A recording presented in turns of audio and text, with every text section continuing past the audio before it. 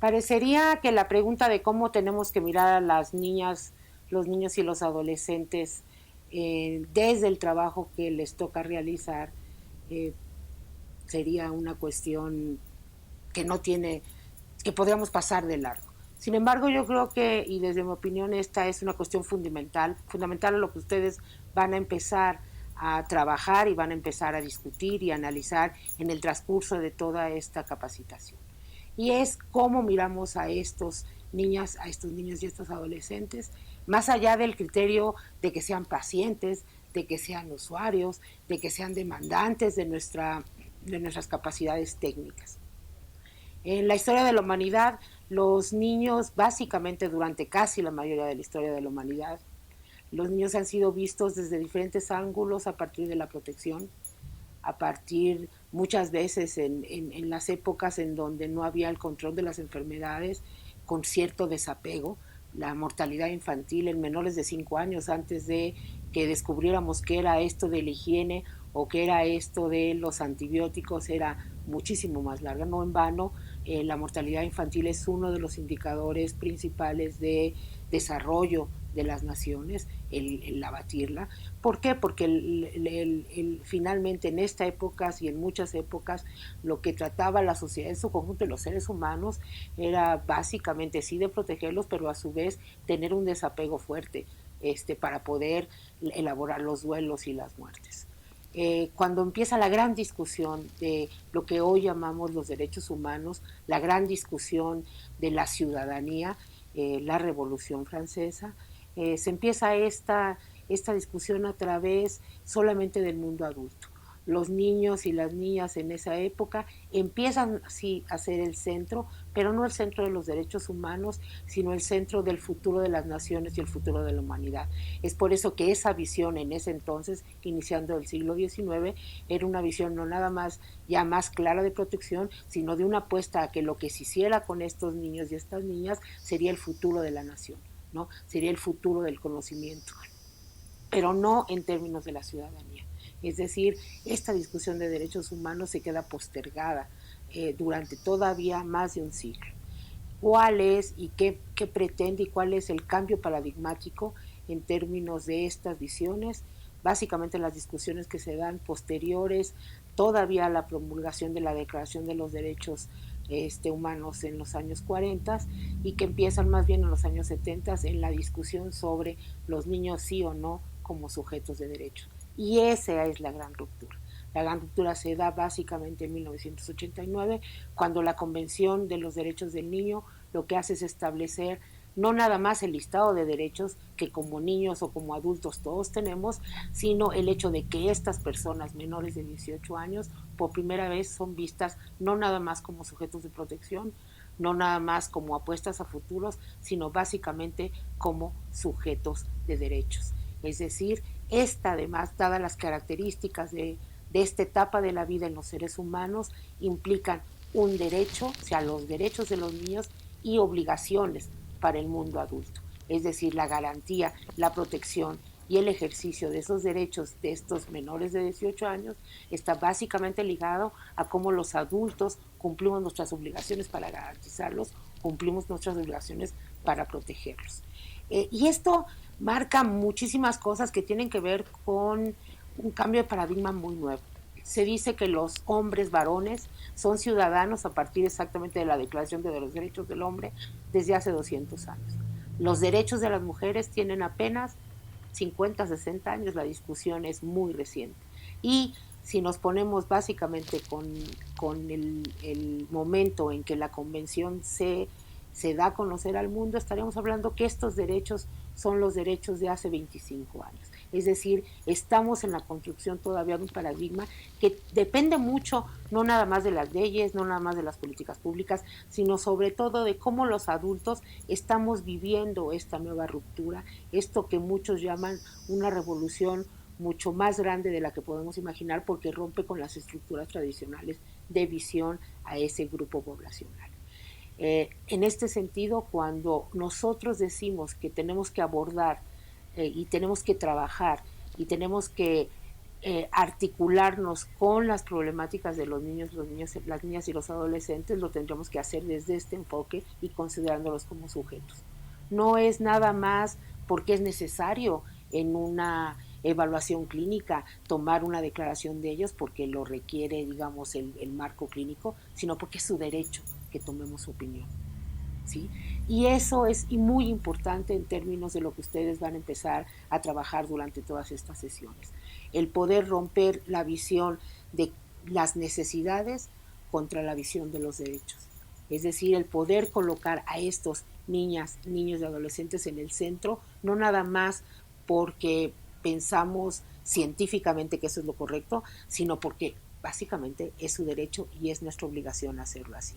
Yo creo que eso tendría básicamente nos colocaría dentro de la lógica de lo que pretendemos y lo que se pretende durante todo este taller. Esto pasa no nada más y no sobre todo sobre cuestiones técnicas, pasa básicamente sobre una concepción que tiene que ver con que ustedes y todos nosotros nos cuestionemos cómo vemos y cómo cuánto avanzamos en esta visión de derechos con estas niñas, estos niños y los adolescentes. Y lo que sí tendremos que asumir, y es una reflexión constante que tenemos que tener todos los adultos, es cómo nos colocamos frente a este nuevo paradigma, cómo nos colocamos frente a estos nuevos, frente a ver a estas personas, no como personas incompletas, que ustedes lo saben mucho, son psicólogos, ¿no? Son personas en desarrollo, personas que los seres humanos vamos elaborando, vamos construyéndonos evolutivamente también, sino también sobre todo como personas que desde el día cero, desde el día que nacen, tienen derechos y nosotros tenemos la obligación de cumplirlos. Es difícil, es muy difícil, porque básicamente en el fondo tenemos dos visiones que son preponderantes, digamos, todavía en la sociedad y sobre todo también en la sociedad mexicana, y esto permea también sobre el ejercicio de nuestras labores profesionales, porque nosotros igualmente eso lo traemos en términos de cómo interpretamos el mundo. Lo primero es esta visión de que los niños, las niñas y los adolescentes son propiedades privadas, ¿no? Sí, son propiedad de los padres, y entonces la discusión no es una discusión pública, sino más bien es una discusión que se tiene que quedar detrás de la puerta, ¿no? Y esa es una de las primeras rupturas y uno de los primeros obstáculos que tendremos que ir reflexionando para colocarnos exactamente con esta visión de derechos hacia los niños. El segundo tiene que ver con que los niños son impermeables, y en eso ustedes impermeables a las cosas, y las cosas pueden pasar en el mundo adulto y no tienen ningún efecto porque los vemos como incompletos. No, ustedes, me supongo, todos bajo su profesión saben que eso no es cierto. Todo lo absorbemos de diferente manera dependiendo, y por lo tanto tendríamos que tener mecanismos igual para cómo recuperar todo eso que se va incorporando a nuestra vida y a nuestro pensamiento para poderlo trabajar. A toda esta visión de derechos, que como ya comentamos anteriormente, es una visión moderna, ¿no? Es una visión básicamente de finales del siglo XX, nos enfrentamos hoy y tenemos que reconocer a un movimiento increíble en términos de las concepciones que teníamos igual de las generaciones que nos preceden. Básicamente antes de este siglo, lo que pasaba era que era muy natural el ver que los adultos éramos siempre los que enseñábamos, siempre los que teníamos algo que decir a los niños. El desarrollo tecnológico, sobre todo, lo que implica la emergencia de las nuevas tecnologías de la información, nada más por decir una cosa, ¿no? Nos están planteando a niños que básicamente educan a adultos, ¿no? Ustedes, cualquiera de los que está ahí, tendrán alguna anécdota de ya no sirve la tele, Penny, compónmela, y ahí va el niño de 6 años a componerte la televisión. O el que el dispositivo móvil se nos friegue y rápidamente exactamente tener a la mano derecha o a la mano izquierda algún niño o algún adolescente mínimo para que sea él quien nos resuelva en 3 segundos qué es lo que pasa con esa tecnología, ¿sí? En este momento, digamos que ante ese contexto no podemos quedarnos con interpretaciones de los niños o con una construcción social de los niños del siglo pasado. ¿no? Es esta visión de derecho lo que nos hace ver, uno, que la ciudadanía no se adquiere en la noche antes de que cumplamos 18 años. Somos ciudadanos y nos vamos construyendo como eso desde que nacemos, ¿no? Y ese es el punto de partida de reconocimiento, que es difícil para generaciones que fuimos criadas de otra manera y donde esta concepción además ni siquiera se leía, ¿no? En muchos de nosotros, particularmente, pues en 1990, pues yo ya era una adulta casi teniendo una niña, ¿no? Entonces, todo este discurso, todo este paradigma son paradigmas nuevos a los que nos tenemos que enfrentar básicamente en la lógica de cómo rompemos y cómo hacemos aprendizaje, cómo generamos nuestro autoaprendizaje. El, el colocarnos ahí nos coloca básicamente como generaciones no obsoletas, como generaciones exactamente de lo que hoy es el único marco desde mi punto de vista con el cual podemos trabajar utopías consensadas a nivel mundial. Importante, la infancia y esta concepción es una construcción construida socialmente. Por lo tanto, lo que nosotros hagamos en el día a día y lo que hagamos en todos nuestros ámbitos permitirá que estas modificaciones se realicen, así que modifiquemos estas concepciones que básicamente tienen sustentos nada más de estigmas, de saberes populares, más no sobre ni siquiera saberes científicos, ¿no? Cuando nosotros preguntamos a padres y a madres de familia cuando piden la opinión de sus hijos, cuando van a hacerles su opinión, ellos tienen todavía hoy, utilizan un término que es cuando entren a la edad de la razón, ¿no? Estos términos que, bueno, naturalmente ninguno de ustedes, psicólogos modernos, ya estaría usando, pues son la lógica de cómo nos vamos, digamos, acercando y cómo vamos manejando estas concepciones y lo que se deriva de ellos.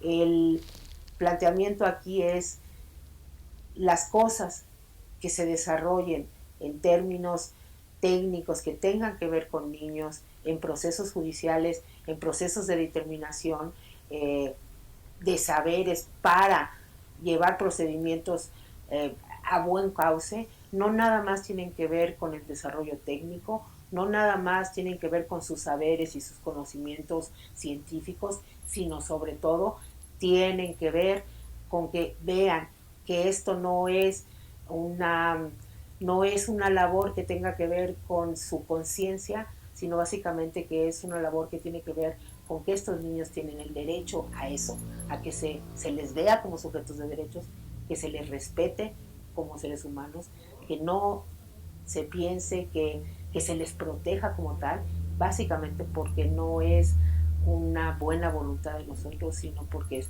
nuestra obligación a esos derechos adquiridos por estos niños y valorados socialmente desde hace apenas 25 años.